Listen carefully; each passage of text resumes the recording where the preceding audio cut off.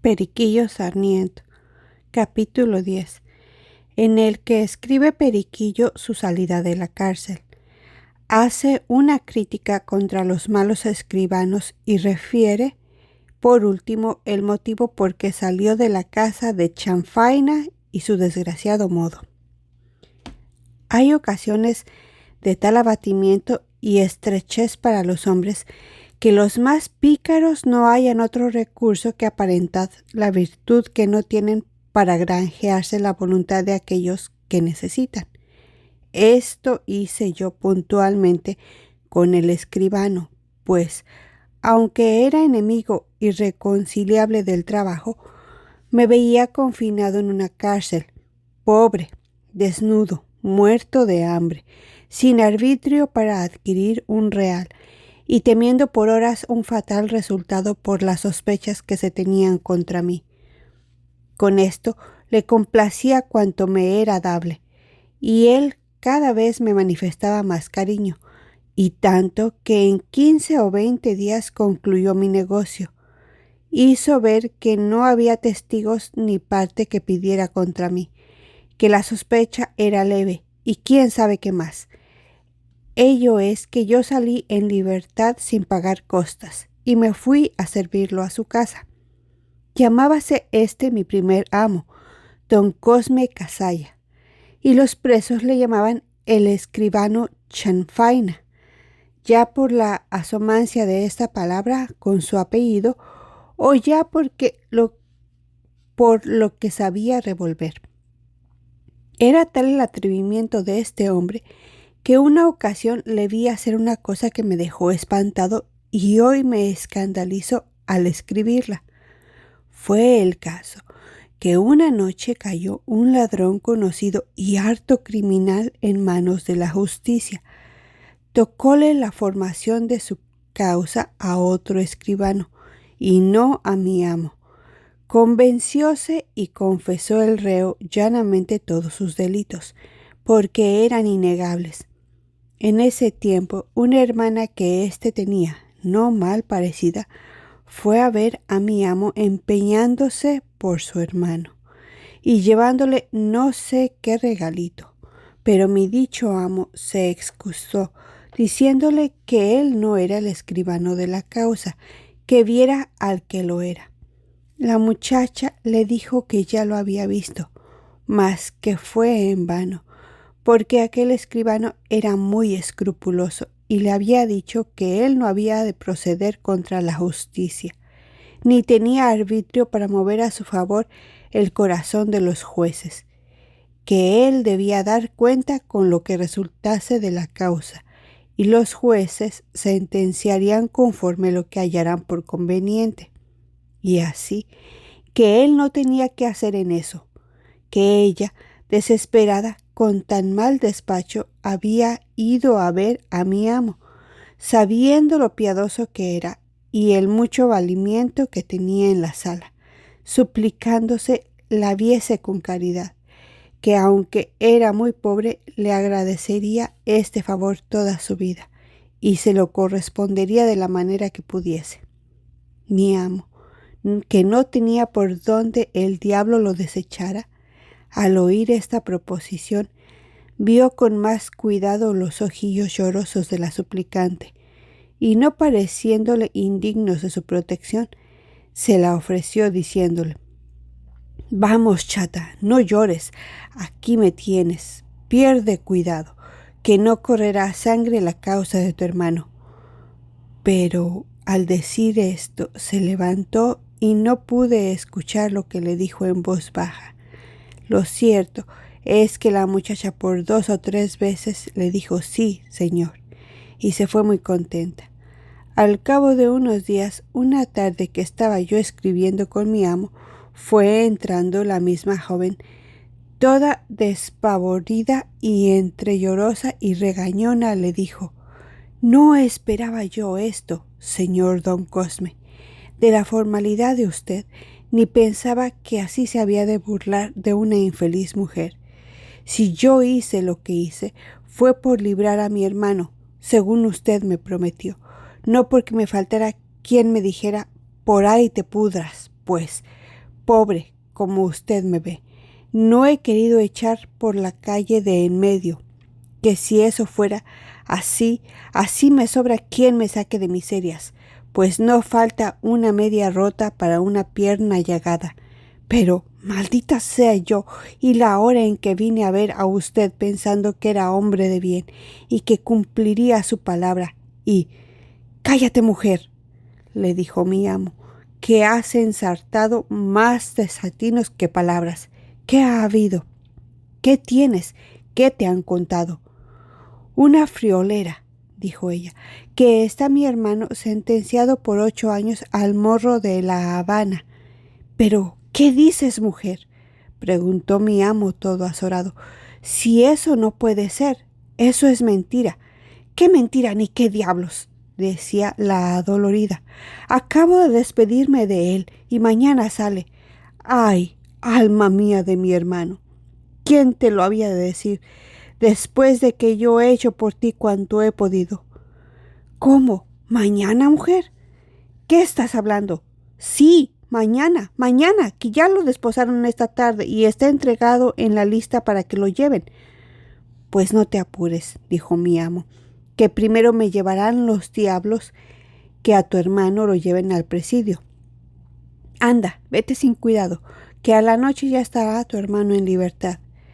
Diciendo esto, la muchacha se fue para la calle y mi amo para la cárcel, donde halló al dicho reo esposado con otro para salir en la cuerda del día siguiente, según había dicho su parienta.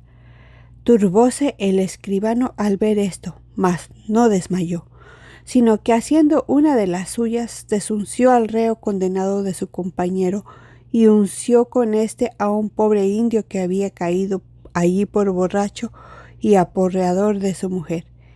Este infeliz fue a suplir 8 años al morro de La Habana por el ladrón hermano de la bonita, el que a las oraciones de la noche salió a la calle por arriba libre y sin costas, apercibido de no andar en México de día, aunque él no anduvo ni de noche, porque temiendo no se descubriera la trácala del escribano, se marchó de la ciudad lo más presto que pudo, quedando de este modo más solapada la iniquidad.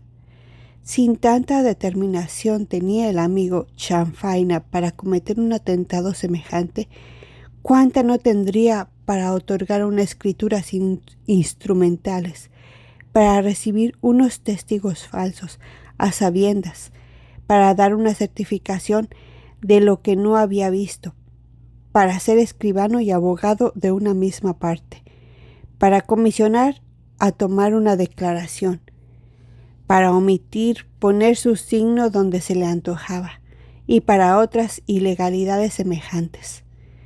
Todo lo hacía con la mayor frescura y atropellaba con cuantas leyes, cédulas y reales órdenes se le ponían por delante, siempre que entre ellas y sus trapazas mediaba algo ratero interés.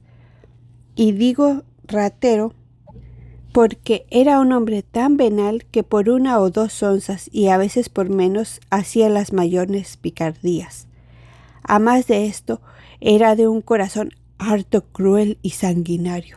El infeliz que caía en sus manos por causa criminal bien se podía componer si era pobre, pues no escapaba de un presidio cuando menos, y se vanagloriaba de esto altamente, teniéndose por un hombre íntegro y justificado, jactándose de que por su medio se había cortado un miembro podrido a la República. En una palabra, era un hombre perverso a toda prueba. Parece que en mí es una reprensible ingratitud el descubrimiento de los malos procederes de un hombre a quien debí mi libertad y subsistencia por algún tiempo. Pero, como mi intención no es zaherir su memoria ni murmurar su conducta, sino solo representar en ella la de algunos de sus compañeros, y esto a tiempo que el original dejó de existir entre los vivos, con la fortuna de no dejar un pariente que se agravie, es regular que los hombres que piensan me excusen de aquella nota, y más cuando sepan que el favor que me hizo no fue por hacerme el bien, sino por servirse de mí a poca costa. Pues en cerca de un año que le serví, a excepción de 4 trapos viejos y un real o 2 para cigarros que me daba, podía yo asegurar que estaba como los presidiarios, sirviendo a ración y sin sueldo, porque aunque me ofreció 4 reales diarios, estos se quedaron en ofrecimientos. Sin embargo, no debo pasar en silencio que lo merecí haber aprendido a su lado todas sus malas mañas pro famortiari, como dicen los escolares. Quiero decir que las aprendí bien y salí aprovechadísimo en el arte de la cábala con la pluma. En el corto término que os he dicho, supe otorgar un poder, extender una escritura, cancelarla, acriminar a un reo o defenderlo, formar una sumaria, concluir un proceso y hacer todo cuanto puede hacer el escribano, pero todo así, y como lo hacen los más, es decir, por rutina, por formularios y por costumbre o imitación, mas casi nada porque yo entendiera perfectamente lo que hacía, si no era cuando obraba con la malicia particular, que entonces sí sabía el mal que hacía y el bien que dejaba de hacer, pero por lo demás no pasaba de un papelista intruso, semicurial, ignorante y cagatina perverso. Con todas estas recomendables circunstancias se fiaba de mí mi maestro, sin el menor escrúpulo. Ya se ve, ¿de quién mejor se había de fiar sino de su discípulo que le había bebido los alientos? Un día que él no estaba en casa, me entretenía en extender una escritura de venta de cierta finca que una señora iba a enajenar. Ya casi la estaba yo concluyendo cuando entró en busca de mi amo Chanfaina el licenciado don Severo, hombre sabio, íntegro e hipocondriaco. Luego que se sentó me preguntó por mi maestro y a seguida me dijo: «¿Qué está usted haciendo?». Yo, que no conocía su carácter, ni su profesión, ni luces, le contesté que una escritura. «¿Pues qué?», repitió él. «¿La está pasando a testimonio o extendiendo la original?». «Sí, señor», le dije, «esto último estoy haciendo, extendiendo la original». Bueno, dijo, «¿y de qué es la escritura?». «Señor», respondí, «es de la venta de una finca». «¿Y quién otorga la escritura?». «La señora dona Damiana Acevedo». «Ah, ¿sí?», dijo el abogado. «La conozco mucho. Es mi deuda política. Está para casarse tiempo hace con mi primo don Baltasar Orihuela, por cierto, que es la moza harto modista y disipadora, que ya estará en el estado de vencer las fincas que podía llevar en dote, aunque en este caso no sé cómo habrá de otorgar la escritura. A ver, sírvase usted leerla». Yo, hecho un salvaje y sin saber con quién estaba hablando, leí la escritura, que decía así, ni más ni menos: «En la Ciudad de México, a 20 de julio de 1780, ante mí, el escribano y 2 testigos, doña Damiana Acevedo, vecina de ella, otorga que, por sí y en nombre de sus herederos, sucesores e hijos, si algún día los tuviere, vende para siempre a don Hilario Rocha, natural de la Villa del Carbón y vecino de esta capital, y a los suyos, una casa, cita, en la calle del Arco, de la misma que en posesión y propiedad le pertenece por herencia de su difunto padre al señor don José María Acevedo, y se compone de 4 piezas altas que son sala, recámara, asistencia y cocina, un cuarto bajo, un pajar y una caballeriza. Tiene 15 pies de fachada y 38 de fondo. Todo lo que consta en la respectiva cláusula del testamento de su expresado difunto padre por cuyo título le corresponde a la otorgante, la cual declara y asegura no tenerla vendida, enajenada ni empeñada, y que está libre de tributo, memoria, capellanía, vínculo, patronato, fianza, censo, hipoteca y de cualquier otra especie de gravamen, la cual le dona con toda su fábrica, entradas, salidas, usos, costumbres y servidumbres en forma de derecho, en 4,000 pesos en moneda corriente y sellada con el cuño mexicano, que ha recibido a su satisfacción, y desde hoy en adelante para siempre jamás se abdica, desprende, desapodera, desiste, quita y aparta, y a sus herederos y sucesores de la propiedad, dominio, título, voz, recurso y otro cualquier derecho que a la citada casa le corresponde, y lo cede, renuncia y traspasa plenamente con las acciones reales personales, útiles, mixtas, directas, ejecutivas y demás que le componen. En el mencionado don Hilario Rocha, a quien confiere poder irrevocable con libre, franca y general administración, y constituye procurador actor en su propio negocio para que la goce, y sin dependencia ni intervención de la otorgante la cambie, enajene, use y disponga de ella como de cosa suya, adquirida con justo legítimo título, y tome y aprenda de su autoridad, o judicialmente la real tenencia y posesión que en virtud de este instrumento le pertenece. Y para que no necesite tomarla y antes bien conste en todo tiempo ser suya, formaliza a su favor esta escritura, de que le daré copia autorizada. Asimismo, declara que el justo precio y valor de la tal finca son los dichos 4,000 pesos, y que no vale ni ha hallado quien le dé más por ella. Y si más vale o valer pudiere, hace del exceso grata donación pura, mera, perfecta o irrevocable, que el derecho llama inter vivos, al expresado Rocha y sus herederos, renunciando para esto la ley 1, título 10, libro 5 de la recopilación, y la que de esto trata, fecha en Cortes de Alcalá de Henares, como también la de non numerata pecunia, la del Senado Consulto Velellano, y se somete a la jurisdicción de los señores jueces y justicias de su majestad, renunciando las leyes siquamulier, la de sinevarit de jurisdictione o omnium judicum, y cuantas pueda hallarse a su favor por sí y sus herederos, obligándose además a que nadie le inquietará ni moverá pleito sobre la propiedad,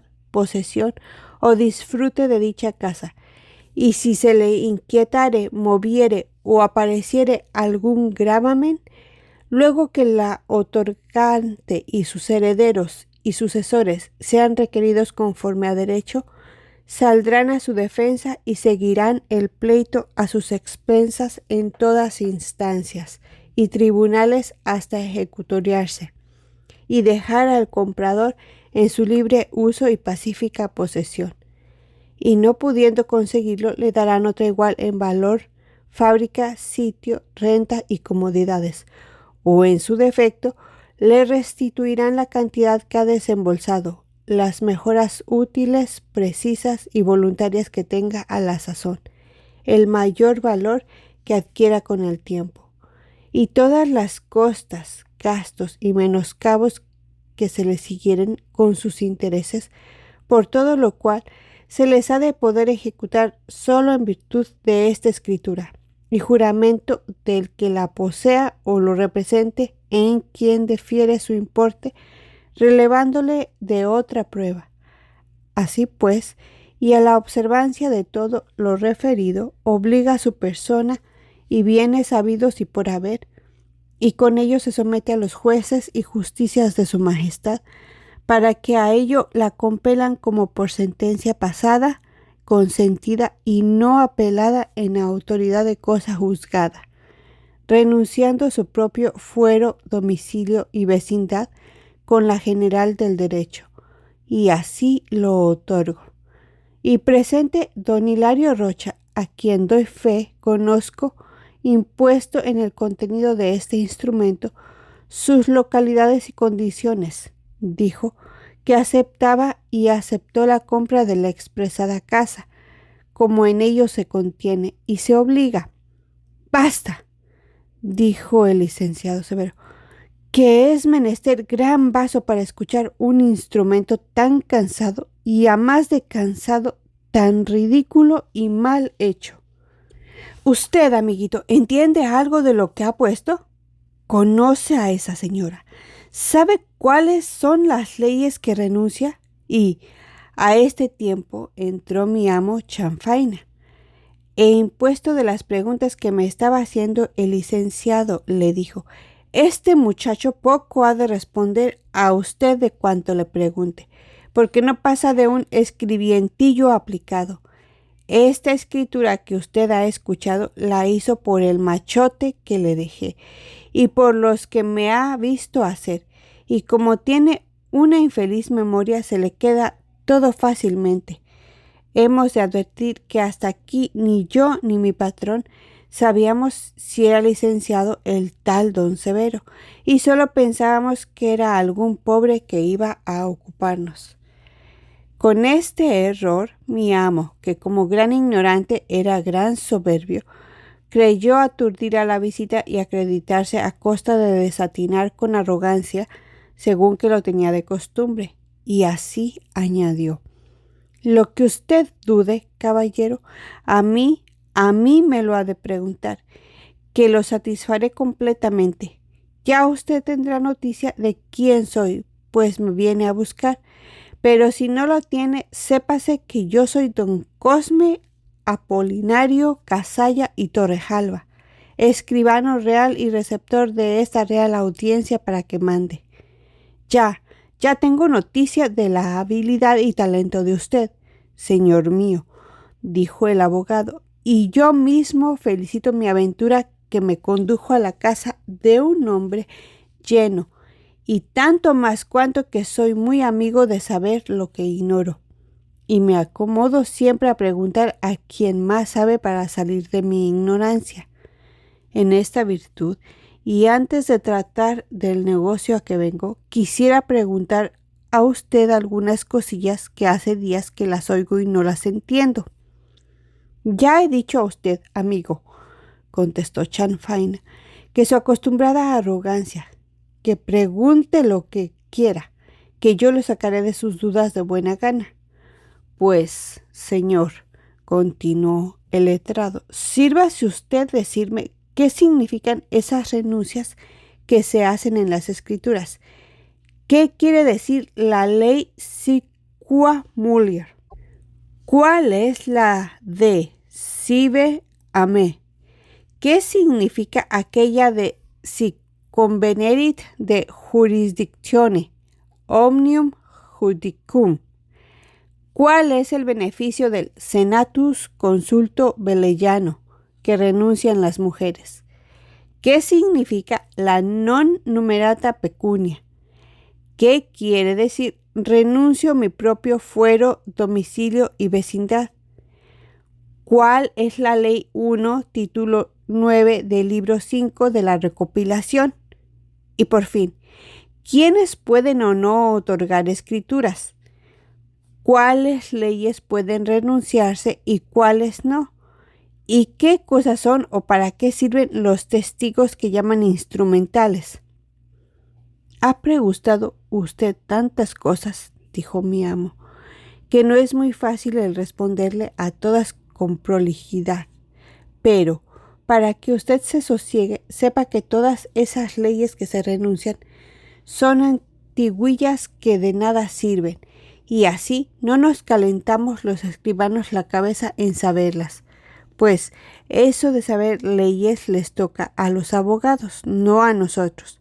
Lo que sucede es que como ya es estilo de poner estas cosas en las escrituras y otros instrumentos públicos, las ponemos los escribanos que vivimos hoy y las pondrán los que vivirán de aquí a un siglo con la misma ciencia de ellas que los primeros escribanos del mundo.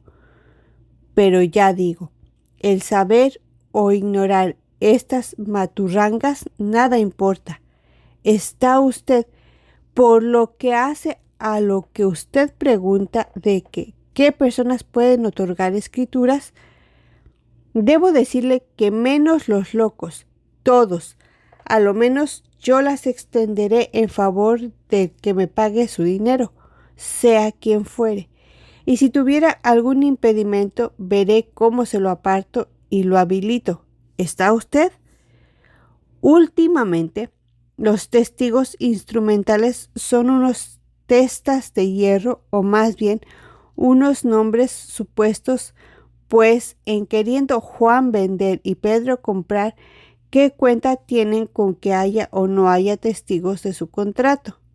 De modo que verá usted que yo, muchos de mis compañeros y casi todos los alcaldes mayores, tenientes y justicias del pueblo, extendemos estos instrumentos en nuestras calles y juzgados solos.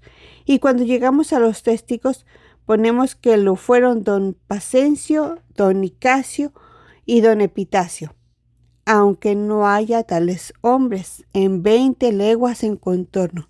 Y lo cierto es que las escrituras se quedaron otorgadas, las fincas vendidas, nuestros derechos en la bolsa, y nadie, aunque sepa esta friolera, se mete a reconvenirnos para nada.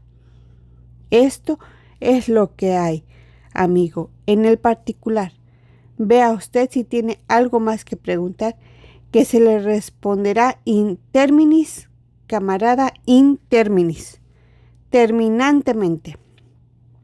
Levantóse de la silla el licenciado medio balbuciente de la cólera, y con un mirar de perro con rabia le dijo a mi preclaritísimo maestro: pues, señor, don Cosme Casalla, o chanfaina, o calabaza, o como le llaman, sepa usted que quien le habla es el licenciado don Severo Justiniano, abogado también de esta Real Audiencia en la que pronto me verá usted colocado, y sabrá, si no quiere saberlo antes, que soy doctor en ambos derechos, y que no le he hablado con mera fanfarronada como usted, a quien en esta virtud le digo y le repito que es un hombre lleno, pero no de sabiduría, sino lleno de malicia y de ignorancia.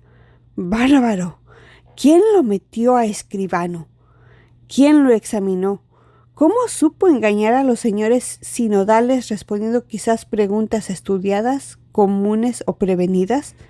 ¿O satisfaciendo hipócritamente los casos arduos que le propusieron? Usted y otros escribanos o receptores tan pelotas y maliciosos como usted tienen la culpa de que el vulgo, poco recto en sus juicios, mire con desafecto y aún diré con odio una profesión tan noble, confundiendo a los escribanos instruidos y timoratos con los criminalistas trapaceros, satisfechos de que abundan más estos que aquellos. Sí, señor, el oficio de escribano es honorífico, noble y decente. Las leyes lo llaman público y honrado. Prescriben que el que haya de ejercerlo sea sujeto de buena fama, hombre libre y cristiano. Aseguran que el poder escribanos es cosa que pertenece a los reyes. En ellos es puesta la guarda y lealtad de las cartas que facen en la corte del rey, o en las ciudades o en las villas. Son como testigos públicos e impleitos, o en las posturas o pactos que los hombres hacen entre sí, y mandan para ser admitidos a ejercer dicho cargo justifiquen con citación del procurador síndico ante la justicia de sus domicilios, limpieza de sangre, legitimidad, fidelidad, habilidad, buena vida y costumbres. Sí, amigo, el oficio de escribano es honorífico, noble y decente. Las leyes lo llaman público y honrado. Prescriben que el que haya de ejercerlo sea sujeto de buena fama, hombre libre y cristiano. Aseguran que el poner escribanos es cosa que pertenece a los reyes. K.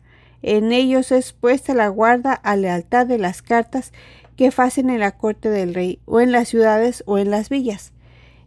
Como testigos públicos en los pleitos o en las posturas o pactos que les homen facen entre sí, y mandan que para ser admitidos a ejercer dicho cargo justifiquen con citación del procurador síndico ante las justicias de sus domicilios, su limpieza de sangre, legitimidad, fidelidad, habilidad, buena vida y costumbres.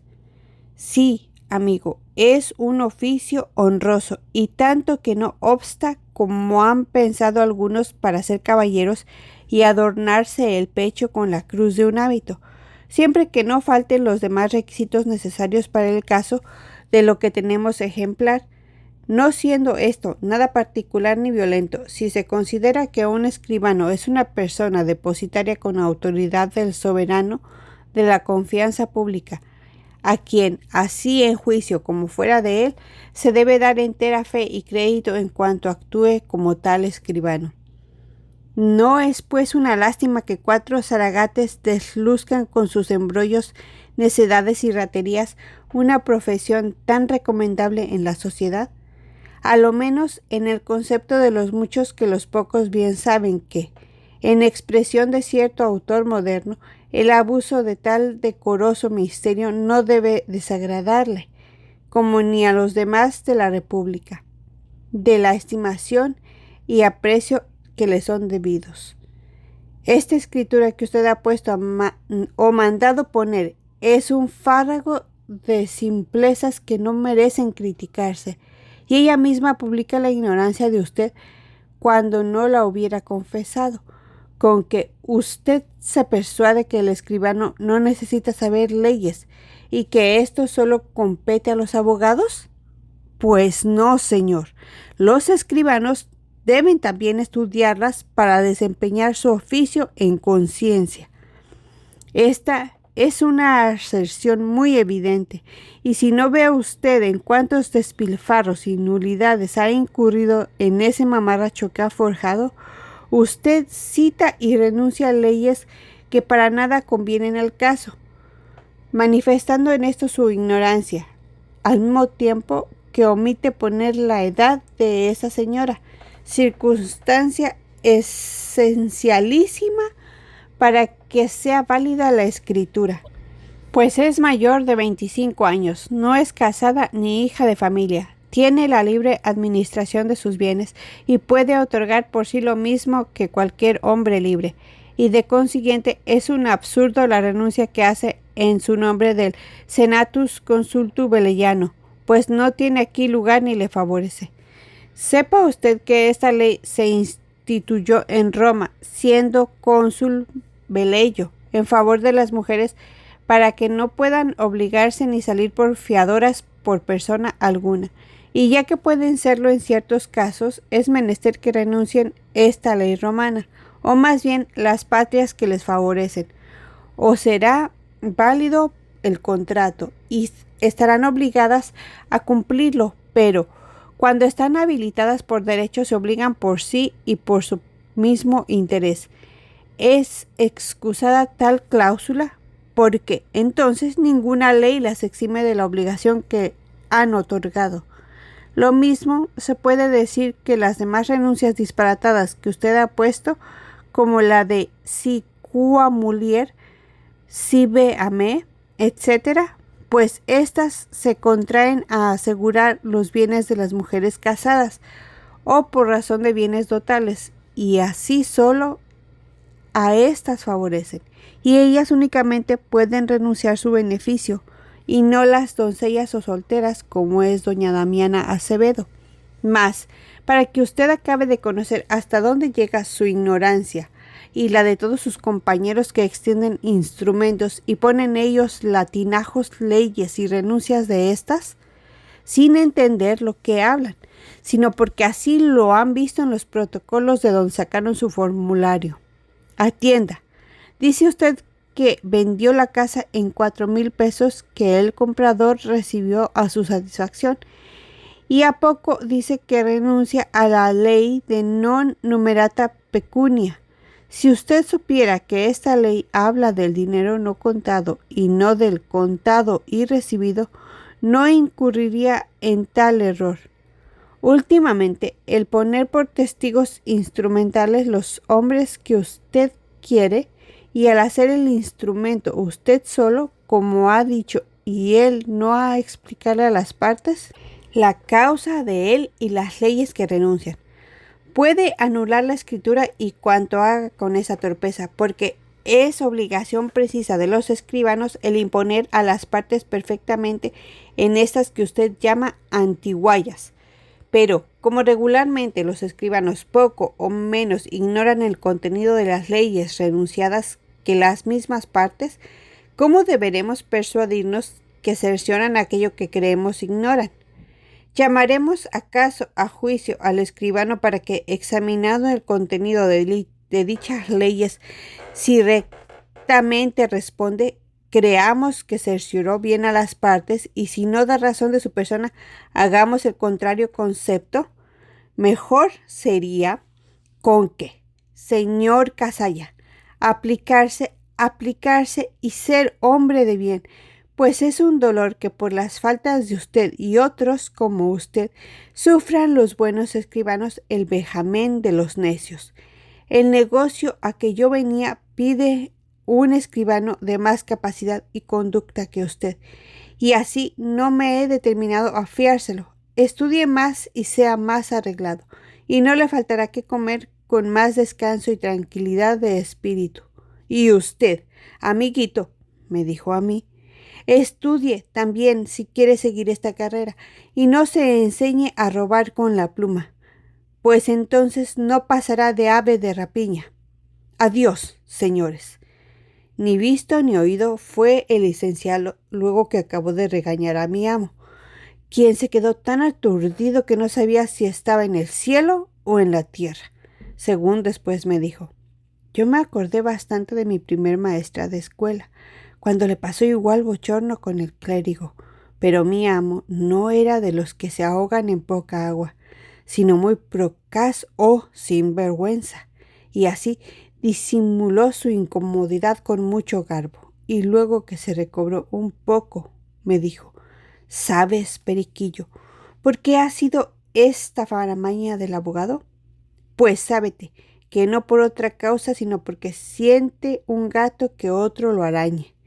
Estos letradillos son muy envidiosos, no pueden ver ojos en otra cara, y quisieran ser ellos solos abogados, jueces, agentes, relatores, procuradores, escribanos y hasta corchetes y verdugos para soplarse a los litigantes en cuerpo y alma.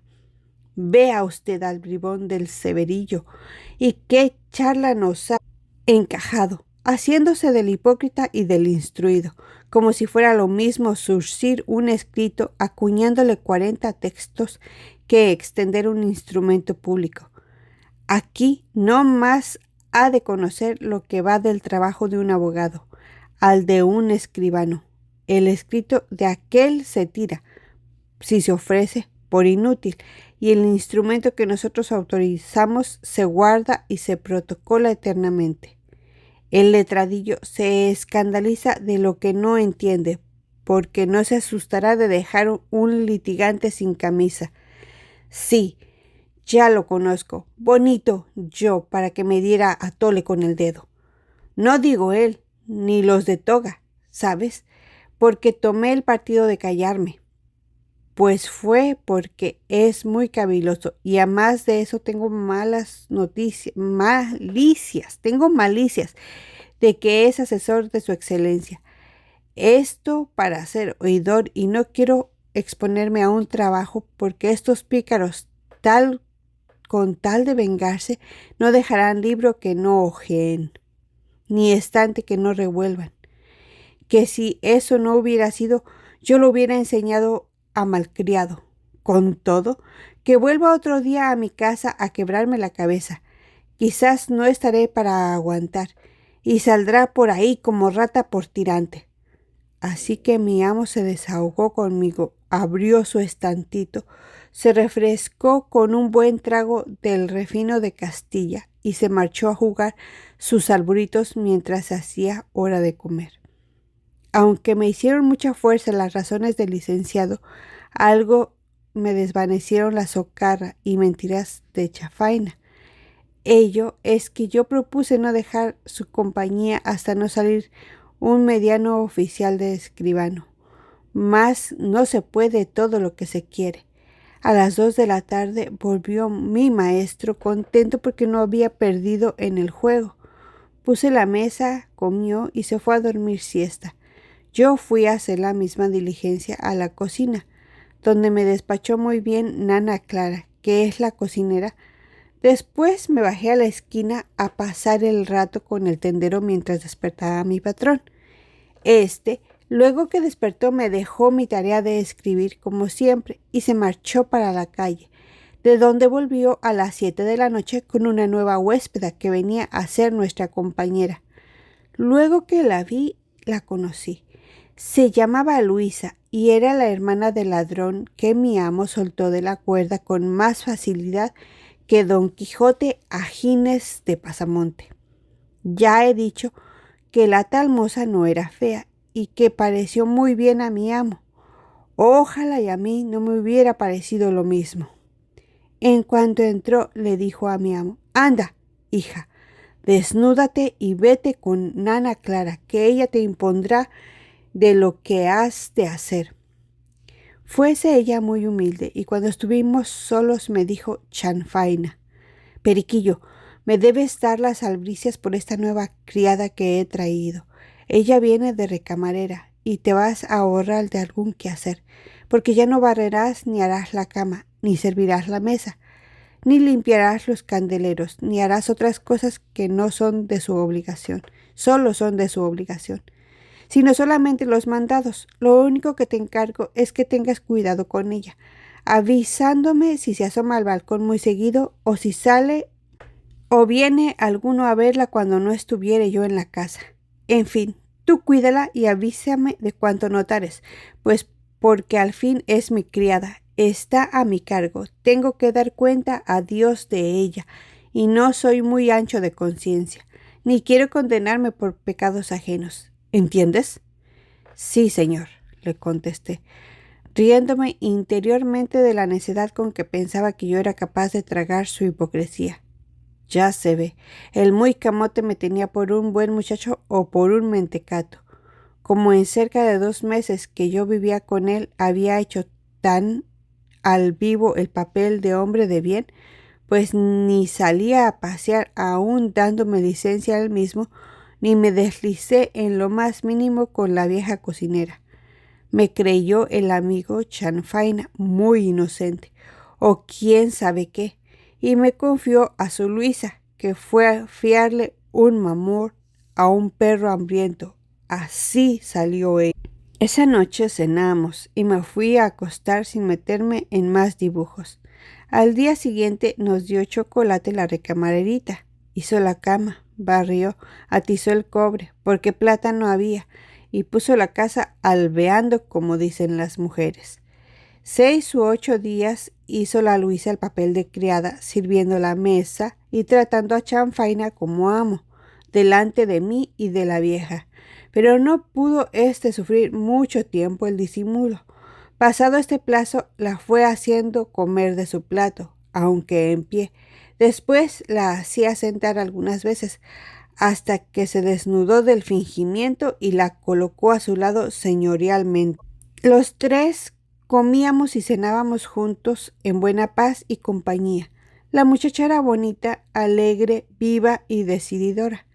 Yo era joven, no muy malote, y sabía tocar el bandoloncito y cantar no muy ronco, al paso que mi amo era casi viejo, no poseía las gracias que yo. Sacándolo de sus trapacerías con la pluma, era en lo más muy tonto, hablaba gangoso y rociaba de babas al que lo atendía, a causa de que él gaélico y el mercurio lo habían dejado sin campanilla ni dientes. No era más liberal y sobre tantas prendas tenía la recomendable de ser celosísimo en extremo. Ya se deja entender que no me costaría mucho trabajo la conquista de Luisa, teniendo un rival tan despreciable. Así fue, en efecto. Breve nos conchábamos y quedábamos de acuerdo correspondiéndonos nuestros afectos amigablemente. El pobre de mi amo estaba encantado con su recamarera y plenamente satisfecho de su escribiente, quien no osaba alzar los ojos a verla delante de él. Mas ella, que era pícara y burlona, abusaba del candor de mi amo y me ponía en unos aprietos terribles en su presencia, de suerte que a veces me hacía reír y a veces incomodar con sus chocarrerías. Algunas ocasiones me decía: «Señor Pedrito, qué mustio es usted. Parece usted novicio o fraile según recién profeso. Ni alza los ojos para verme. ¿Qué soy tan fea que espanto? Sonso, Dios me libre de usted. Será usted más tunante que el que más. Si de estos que no comen miel, libre Dios nuestros panales, don Cosme». Otras veces me preguntaba si estaba yo enamorado de alguna muchacha o si me quería casar, y 30,000 simplezas de estas, con las que me exponía a descubrir nuestros maliciosos tratos. Pero el bueno de mi maestro estaba lelo y en nada menos pensaba que en ellos. Antes solía preguntarme a excusas de ella si la observaba yo en alguna inquietud, y yo le decía: «No, señor, ni yo lo permitiera, pues los intereses de usted los miro como míos, y más en esta parte». Con esto quedaba el pobre enteramente satisfecho de la fidelidad de los dos. Pero, como no hay nada oculto que no se revele, al fin se descubrió nuestro mal procedimiento, de un modo que pudo haberme costado bien caro. Estaba una mañana Luisa en el balcón y yo escribiendo en la sala. Antojóseme chupar un cigarro y fui a encenderlo a la cocina. Por desgracia, estaba soplando la lumbre una muchacha de no malos bigotes llamada Lorenza, que era sobrina de Nana Clara, y la había ido a visitar por interés de los percances que le daba de buena vieja, la que a la sazón no estaba en casa porque había ido a la plaza a comprar cebollas y otras menestras para guisar. Me hallé, pues, solo con la muchacha, y como era de corazón alegre, comenzamos a chacotear familiarmente. En este rato me echó menos Luisa, fue a buscándome, y hallándome enajenado se enceló furiosamente y me reconvino con aspereza. Pues me dijo: «Muy bien, señor Perico, ¿en eso se le va a usted el tiempo? ¿En retosar con esta grandísima tal?» «No, eso de tal», dijo Lorenza con toda encolarizada, «eso de tal lo será ella y su madre y toda su casta». Y sin más cumplimientos se arremetieron y afianzaron de las trenzas, dándose muchos arañazos y diciéndose primores, pero esto con tal escándalo y alharaca que se podía haber oído el pleito y sabido el motivo a 2 leguas en contorno de la casa. Hacía yo cuando estaba de mi parte por desapartarlas, mas no me era imposible, según estaban empeñadas en no soltarse. A este tiempo entró Nana Clara y, mirando a su sobrina bañada en sangre, no se metió en averiguaciones, sino que, tirando el canasto de verdura, arremetió contra la pobre de Luisa, que no estaba muy sana, diciéndole: «Eso no, grandísima cochina, lameplatos, piojo resucitado, a mi sobrina no. Ahora verás quién es cada cual». Y en medio de estas jaculatorias le menudeaba muy fuertes palos con una cuchara. Yo no pude sufrir que con tal ventaja estropearan dos a mi pobre Luisa, y así, viendo que no valían mis ruegos para que la dejaran, apelé a la fuerza y di sobre la vieja a pescozones. Una zambra era aquella cocina, ni pienso que sería más terrible la batalla de César en Farsalia. Como no estábamos quietos en un punto, sino que cayendo y levantándonos andábamos en todas partes y la cocina era estrecha, en un instante se quebraron las ollas, se derramó la comida, se apagó la lumbre y la ceniza nos emblanqueció las cabezas y ensució las caras. Todo eran desvergüenzas, gritos, porrazos y desorden. No había una de las contendientes que no estuviera sangrada según el método del aguilucho, y a más de esto desgreñada y toda hecha pedazos, sin quedarme yo limpio en la función. El campo de batalla o la cocina estaba sembrada de despojos. Por un rincón se veía una olla hecha pedazos, por otro la tinaja del agua, por aquí una sartén, por allí un manojo de cebollas, por ese otro lado la mano del metate y por todas partes las reliquias de nuestra ropa. El perrillo alternaba sus ladrillos con nuestros gritos y el gato, todo espeluznado, no se atrevía a bajar del brasero.